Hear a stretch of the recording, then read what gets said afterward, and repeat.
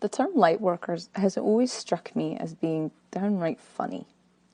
People talk as though they want to overcome their negative qualities and their darkness, but that language simply comes from fear and ignorance, which, funny enough, would actually both be on the list of things to outgrow. It comes from judgment.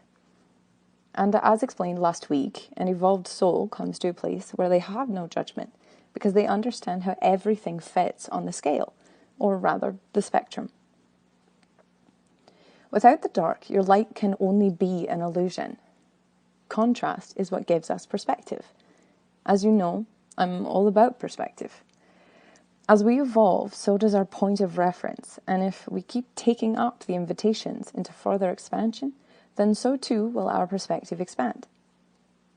The tension provided by contrast is what avails the details to our attention. The textures and tastes in life guide our exploration. For something to pique your interest or tweak your understanding, it must stand out. What light workers say they want to do is eradicate the dark. That means they want equalization. But with equalization, progress ceases, and that is not what they want. What they actually want is to shift the point of experience. So think of it as a circle. You're only aware of what is in your circle, or realm of influence.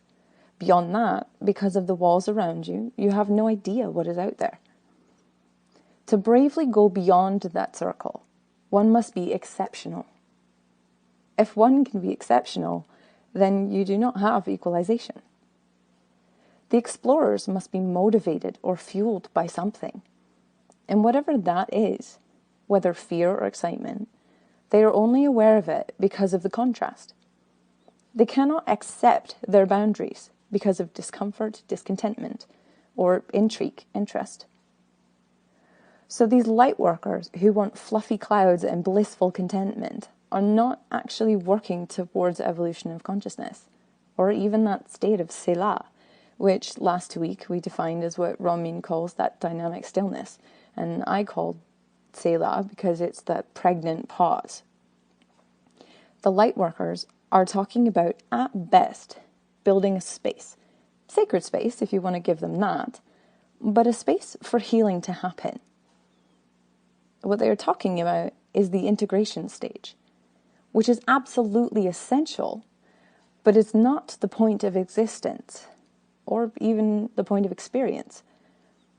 You can't stay there for too long before getting stirred to move forward and push the boundaries of what you know.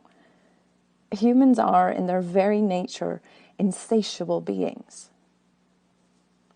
There's no way to push the boundaries of something without touching the edges. And as all shamans know, to shift anything, you have to know your edges. You have to have one foot in either world to be able to speak with authority on any topic of healing. The wounded healer. To try and move in one direction without any understanding of what is on the other side is to be navigating from a place of ignorance, a place of judgment. That is not an integrated mindset. Someone who not only knows what both sides of the spectrum look like, but is actually okay with it, at home in it, is the only one who can honestly be navigating from the place of pure exploration for the sake of exploration. As consciousness expands its frame, what is available to the experiencers within it shifts. So as new things become available, others are being consumed. Think back to your circle. Do you want it to shift and thus disqualify points on the spectrum of experience, ones that maybe are defined as low vibration? Or do you want it to expand and thus grow in all directions? True expansion means there is no qualification, and thus no disqualification of what is considered desirable. Which feeling is the bad one? There is one. The bad feeling is the one that goes unexpressed. That is the only bad feeling. Now back to our evolved realm of influence. Remember the black hole from last week, Our realm is expanding because it is fueled by something, which means that as it grows, naturally something is being consumed. Here's the trick. As things get bigger, brighter, what's the first thing to get consumed or digested? Think of sounds. If you hear a barrage of notes all at the same volume, which one stands out most? Which one gets lost? In every case, provided the volume is consistent, the lowest frequency is the first to be lost. It's the easiest to digest. So naturally, as things move and expand, the lowest frequency will be consumed first. Now, when talking about emotions or qualities, the ones deemed undesirable are often the lower frequency experiences. They aren't negative inherently, they are just slow. As consciousness expands, those same qualities would naturally get consumed, and thus, as a species, humans would no longer have access to it. They'd outgrow it. It's happened before. Provided the volume is consistent, and therein lies the crux of the issue. When you push against something, you are doing it by making contact. For you to make contact, you have to be able to meet it where it's at. Most of the time, people have a problem with something because it's drawing attention to some residual familiarity. There's a place for it to resonate within you and to land. And by pushing into it, one will not overpower it, but simply will feed it. And like the bass note that is played louder than the treble, it doesn't blend. It draws attention. The only way to eradicate something is simply to leave it behind and let it starve. Do not engage it as a mission. Here's the fun part. How is it that you do not engage? By accepting it. It sounds so odd, but to embrace something, truly embrace it, it is consumed by your embrace, and the higher frequency wins every time. So engage what you actually want and embrace what you want to heal. The dark, the negative, the undesirable has its place.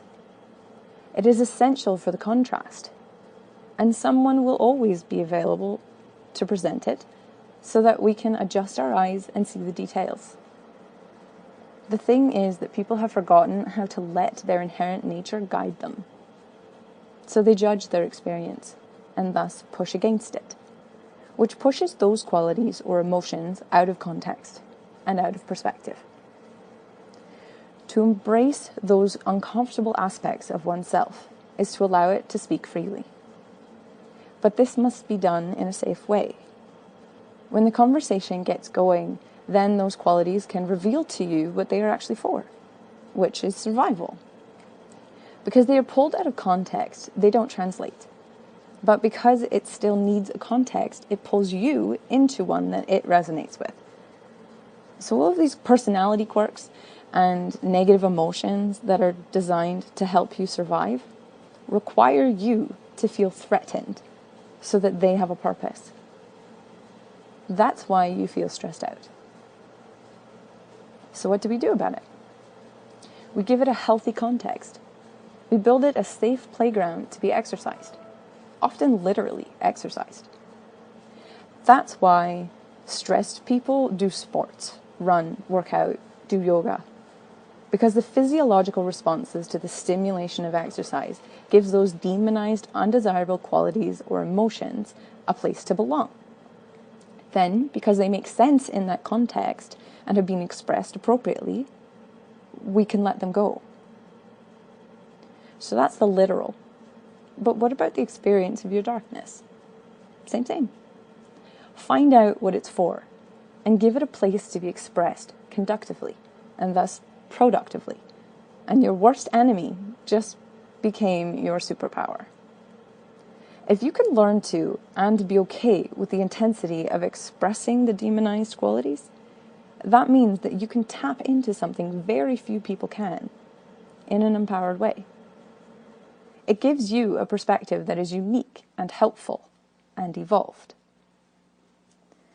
When you make friends with the beast, and with it make peace. You will tap into your pure potentiality, because that is where it takes you every time. But when you are in harmony with that, then your true nature overrides the immature expression, and naturally the higher frequency wins. The lower frequencies are consumed and upgraded. Thus, the trigger of your experience of the undesirable became the invitation to the unknown, became the foundation of your exploration, became your centered, integrated new normal, from which you navigate from the center of your power. You don't balance it by counterbalancing and leaning into either the opposite or pushing against it. You balance it by letting it course through you in a consciously directed way.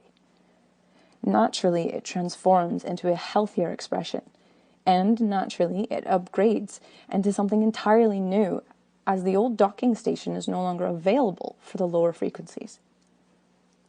When the experience of power is not tagged with the reaction to it, which is what these negative energies actually are, not the experience, but they are the reaction due to judgment of the experience, because the experience itself is actually power coursing through you, which scares you, because you don't know which way to point it safely.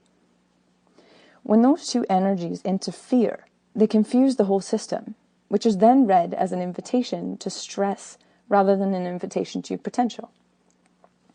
To navigate from the center of your power is to be exceptional.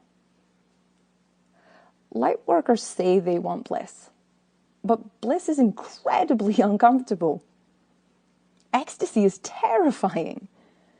To have that much power available to you often blows a fuse, unless it's grounded.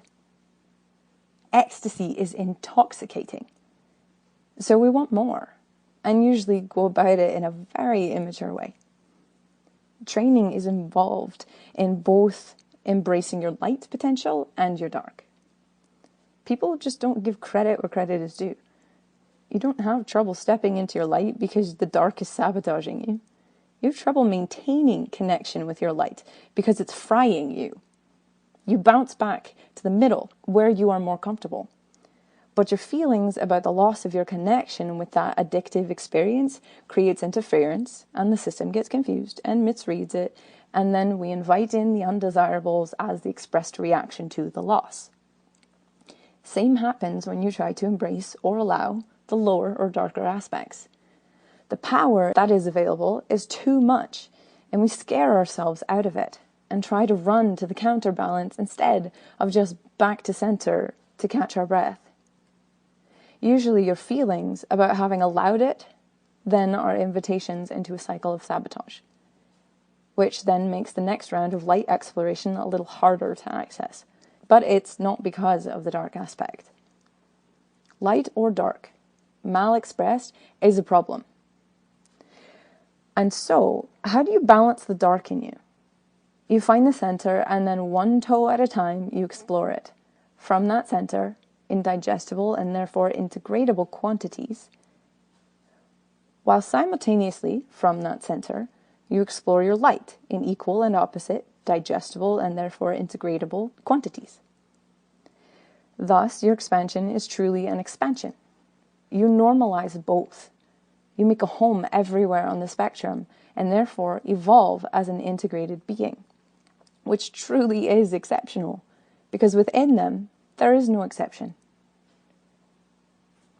Let us sit.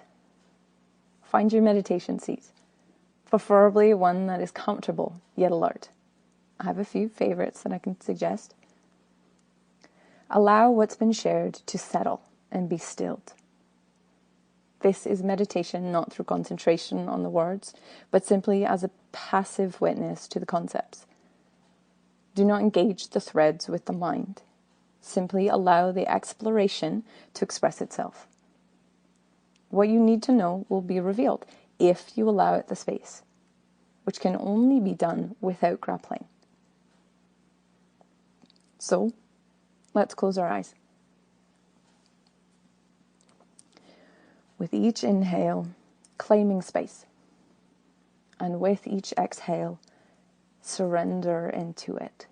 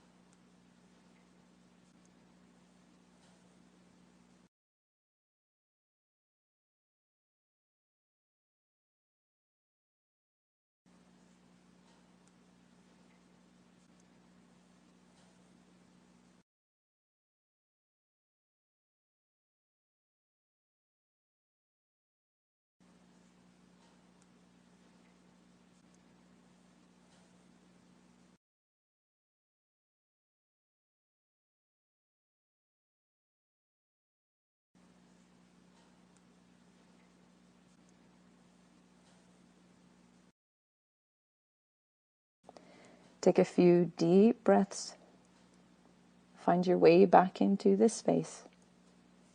And when you are ready, and in your own time, allow your eyes to open, light to flood in, allow forms to take shape, and receive it as though you are seeing for the very first time. Selah. For more on this topic and other content that's like it, like, subscribe, follow, and then head over to our homepage at strixrun.com or our content page to see other programs with content like this and also that's nothing like this. All right, follow us over and I'll see you there.